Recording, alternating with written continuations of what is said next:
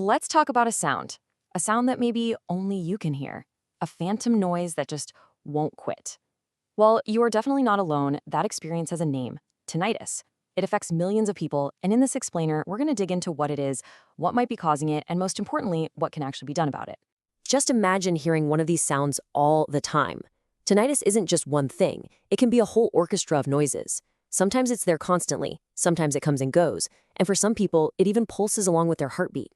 It's a really personal experience, and the sound itself can be totally different from one person to the next. So yeah, that's the big question, right? It can feel incredibly isolating when you're the only one hearing it. But understanding what's going on is always the first step. And that's what we're going to do here. Follow the evidence to get some real, clear answers. Okay, so here's the official definition. And the key part is without any external stimulation. The sound isn't coming from outside. It's an internal thing. Now, this is super important. It is not in your imagination. It's a real sensation that your own body, usually your brain, is creating. And make no mistake, this is so much more than just a minor annoyance. The impact on someone's quality of life can be huge. I mean, think about it. A constant noise that makes it hard to focus, which leads to frustration, anxiety, and can even wreck your sleep. This is exactly why finding ways to manage it is so important. Now, while tinnitus can happen to anyone at any age, the single biggest thing that puts you at risk is hearing loss. That connection right there is a massive clue. It really helps us understand where tinnitus might be coming from, and it's an idea we're going to circle back to at the very end. So where is this sound actually coming from? Well, to start answering that, we have to know that not all tinnitus is the same. Doctors usually break it down into two main categories. First up, you've got objective tinnitus. This one is pretty rare. It's caused by a real physical sound inside your head or your body. Think of something like turbulent blood flow that a doctor could maybe even hear with a stethoscope. But, and this is a big but, the vast, vast majority of cases are subjective tinnitus. This is that phantom noise we've been talking about, where there's no actual physical sound to be heard. So what's behind this phantom sound? Well, the list of potential culprits is frankly huge. It can be connected to certain drugs, ear infections, issues with your thyroid, head injuries, even psychological stuff like depression and anxiety.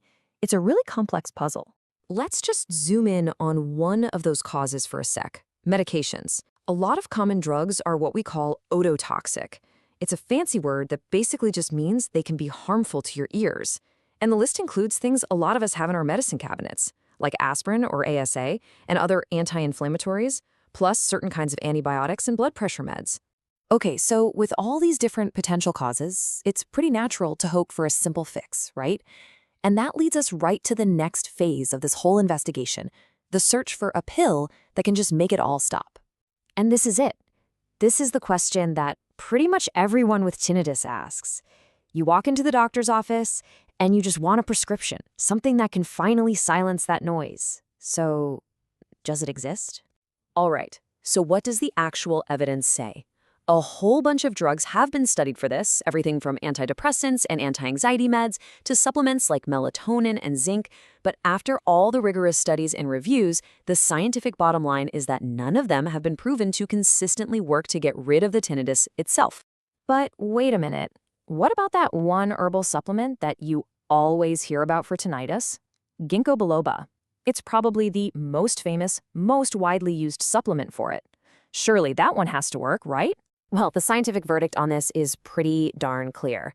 A major Cochrane review, which is basically the gold standard for medical evidence, looked at all the studies on ginkgo biloba for tinnitus, and their conclusion? Evidence of efficacy is lacking.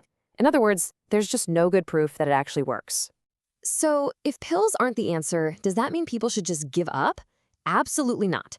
This is where we make a really important pivot, away from what doesn't work to the strategies that actually do help. So let's look at evidence-based management. The evidence points to three main strategies that can make a real difference. First, hearing aids. For people who also have hearing loss, just amplifying the sounds of the outside world can make that internal tinnitus way less noticeable. Next up is cognitive behavioral therapy, or CBT. This basically helps you retrain your brain's reaction to the sound, so it stops seeing it as a threat or an annoyance. And finally, there's sound therapy, which uses neutral background noise, like from a sound generator, to help mask or cover up the tinnitus. And this right here, This is a total game changer in how we think about treatment.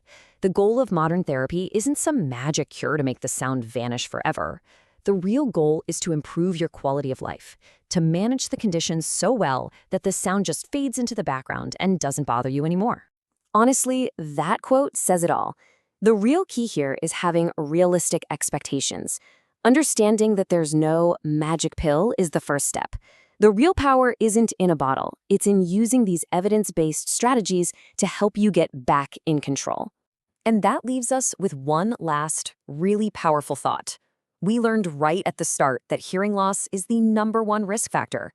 So, if that's the case, could it be that the best defense against tinnitus is simply protecting the hearing we have right now? It's a pretty important question for all of us to think about, especially in the noisy world we live in today.